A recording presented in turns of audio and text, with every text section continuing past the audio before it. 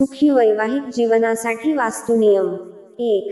बेडरूममधील बेडवर बाहेरील व्यक्तीला बसू देऊ नये. बाहेरील व्यक्तीचा प्रभाव पती पत्नीच्या संबंधांवर पडतो. 2.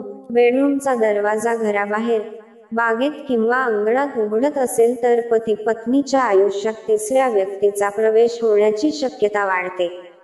3. बेडरूम मध्ये जाण्यासाठी घरातूनच प्रवेश असावा.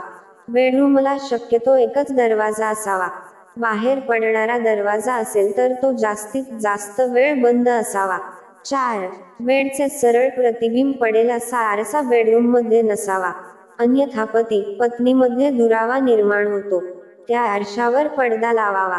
मित्रांनो, जर तुम्हाला हा व्हिडिओ आवडला असेल तर तुमच्या मित्रांसोबत शेअर करायला विसरू नका. असेच आणखी माहितीपूर्ण व्हिडिओ ऐकण्यासाठी कृपया आमच्या चॅनेलला सबस्क्राईब करा. तुमचा अमूल्य वेळ आम्हाला दिल्याबद्दल मनापासून धन्यवाद.